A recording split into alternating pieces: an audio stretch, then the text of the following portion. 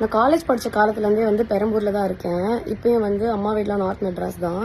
உள்ளே வரும்போதே அவ்வளோ வைபாக இருக்கும். நார்த் மெட்ராஸ் தான் எனக்கு அவ்வளோ பிடிக்கும்.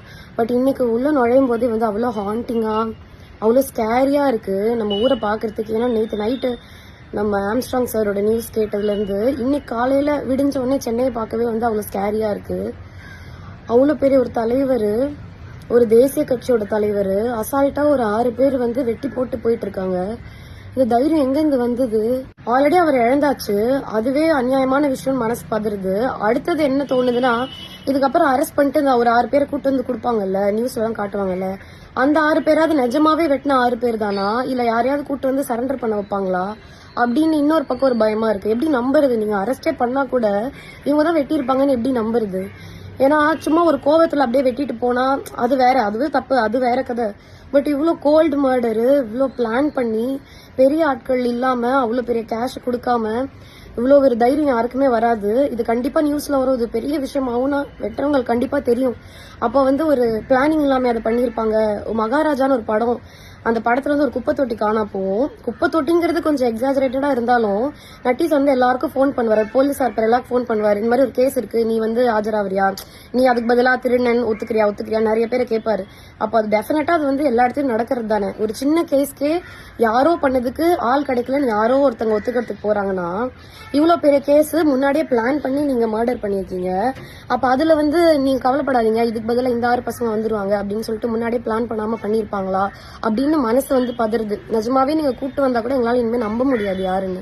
அவர் ஒரு ஆணு, ஒருத்தரை தள்ளுறதுக்காவது ஒரு ஸ்ட்ரென்த் இருக்கக்கூடிய ஒருத்தங்க கேர்ள்ஸ் கம்பேர் பண்ணா பசங்க கொஞ்சம், அது ஒரு கட்சியில இருக்காரு, கொஞ்சம் ஆளுங்க அந்த இடத்துல இருந்திருப்பாங்க. அவங்களுக்கே இந்த நிலைமைனா, ஒரு சாதாரண வீட்டுல இருக்கவங்க, ஒரு சிங்கிள் பேரண்டா இருக்கவங்க, குழந்தைங்களை வச்சுட்டு இருக்கவங்க, வெறும் வயசானவங்க மட்டும் இருக்க வீடு, இப்போ அவங்க எல்லாம் எப்படி வந்து வாழுவாங்க? இவங்களுக்கு இந்த நிலைமைனா நாங்களாம் எப்படி நிம்மதியா வீட்டுல வந்து வாழ்றது? நார்மல் பீப்புள்லாம் இப்போ ஒரு ஸ்விக்கி இருக்கு அப்படின்னா அவங்க அந்த யூனிஃபார்ம் ஏன் போடுறாங்கன்னா நம்மளோட நம்பிக்கைக்காக தான்.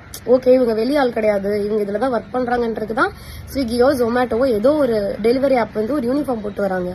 அந்த யூனிஃபார்ம் போட்டு 6 பேர் சேர்ந்து ஒருத்தர் இந்த பக்கம் 3 பேர் அந்த பக்கம் 3 பேர் பிடிச்சிட்டு ஒருத்தர் வெட்டுறான்னா, அப்ப எப்படி நம்பி நம்ம வந்து டெலிவரி வாங்குறது? எந்த ஒரு பொருளுமே வீட்டுல சின்னதா யாராவது பைக்ல போகும்போது இப்படி உரசிக்கிட்டே ரோட்ல விழுந்துட்டாங்கனாலே அப்படியே ஒரு மாதிரி அடிவயில ஒரு மாதிரி கலங்குற மாதிரி இருக்கும். ஐயோ விதைச்சிட்டாங்களே ஐயோ அப்படின்னு ஓடி போகணும்னு தோணும். ஒரு 6 பேர் சேர்ந்து 2 கையும் டைட்டா புடிச்சிட்டு வெட்டுறாங்கன்னா அந்த மொமெண்ட் அவர் எவ்வளவு பயந்துருப்பாரு, கூட இருக்கவங்க அவர் எவ்வளவு ஸ்கேரியா ஃபீல் பண்ணிருப்பாங்க, அவர் எவ்வளவு துடிச்சு செத்து போயிருப்பாரு. அவ்வளவு பயமா இருக்கு. சும்மா ஒரு எலெக்ஷன் டைம்ல நான் விகடனவா ஷோ முடிச்சுட்டு நைட்டு வரத்துக்கு ஒரு 12:30 ஆயிடுச்சு. ஷோ நைட்டு லேட்டா தான் முடிஞ்சது. ஆட்டோல வந்துட்டு இருக்கேன், இந்த பக்கம் தேடுறாங்க, அப்படி தேடுறாங்க, பேக் நோண்டுறாங்க, காசு இருக்கான்னு பாக்குறதுக்கு. சாரிமா, இது வந்து செக்அப் எலெக்ஷன்னால அப்படின்றாங்க. அதுக்கு அவ்வளோ செக்அப் பண்ணுங்க, நல்ல விஷயம் தான். ஆனா அதுக்கு அவ்வளோ செக்அப் பண்றீங்க.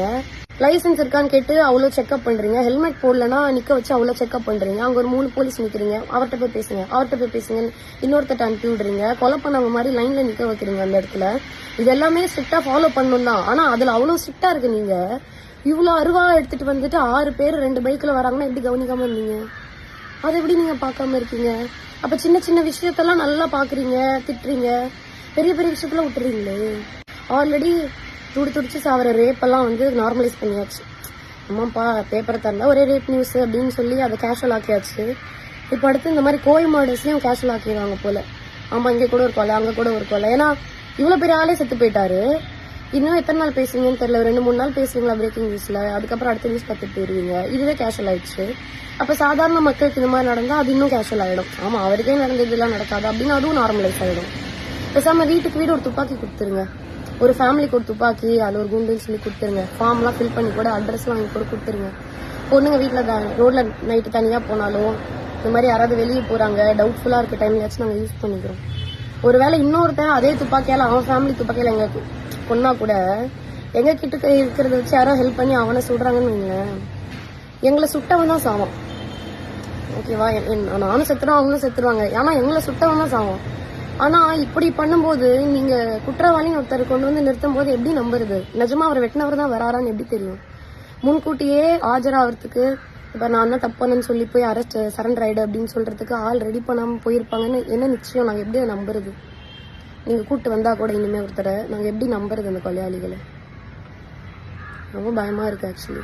இந்த காசை வாங்கிட்டு கூலிப்படியா வேலை செஞ்சு மற்றவங்களை கொலை பண்ணி அதில் ஒரு காசு சம்பாரிச்சு 1 லட்சமா இருக்கட்டும் 10 லட்சமா இருக்கட்டும் எவ்வளோ வேணா இருக்கட்டுமே, அதில் சமைச்சு சாப்பிடும்போது எப்படி உங்கள் தொண்டைக்குழியில் சாப்பாடு போகுதுன்னு எனக்கு தெரில. நீங்களாம் நைட் எப்படி நிம்மதியாக தூங்குவீங்கன்னு எனக்கு தெரில. உங்கள் ஃபேமிலியில் இருக்கவங்க, உங்கள் ஒய்ஃபு, உங்கள் குழந்தெல்லாம் எப்போ அப்பாவுக்கு அடுத்து என்ன ஆகும், அவர் யார் அரெஸ்ட் பண்ணுவா, அவர் யார் கொலை பண்ணுவான்னு பயந்துட்டு தானே வாழ்வாங்க. அப்படி என்ன இந்த வேலையில் ஒன்று உங்களுக்கு இருக்குன்னு எனக்கு தெரில. யாராவது அந்த மாதிரி இருக்கீங்கன்னா, சப்போஸ் இந்த வீடியோ பார்த்தீங்கன்னா ஏதோ ஸ்க்ரால் பண்ணும்போது நீங்கள் எனக்கு கூட மெசேஜ் பண்ணுங்க. நான் யார்கிட்டயும் அந்த மெசேஜ் காட்ட மாட்டேன். நீங்க எனக்கு கூட மெசேஜ் பண்ணுங்க. நான் என்னால் முடிஞ்ச அளவுக்கு எங்கேயாவது உங்களுக்கு வேலை வாங்கி கொடுக்குறேன். மீடியாவில் அன்ஸ்கில்டு லேபர்ஸ் நிறைய பேர் இருக்காங்க. படிப்பெல்லாம் தேவையே கிடையாது. அதுக்கு ஒரு நாளைக்கு 1000 to 1500 வரும். மாசம் ஃபுல்லாக நீங்கள் உழைக்க ரெடினா உங்களுக்கு வந்து ஈஸியாக 25 to 30,000 ஈஸியாக உங்களால் வாங்க முடியும். அதில் ஒய்ஃப் குழந்தை நல்லா வச்சுக்கலாம், அதில் உழைச்சி சாப்பிடலாம், சாப்பாடு நல்லா ஒட்டும், உடம்புல நிம்மதியாக தூக்கம் வரும் படுத்தா. ஒரு நல்ல லைஃப். ஒரு 25,000 போதாதா அவங்க கஷ்டத்தில் வாழ? அப்படி இன்னொருத்தரை கொலை பண்ணி அப்படி சம்பாரிச்சு என்ன பண்ண போறீங்க?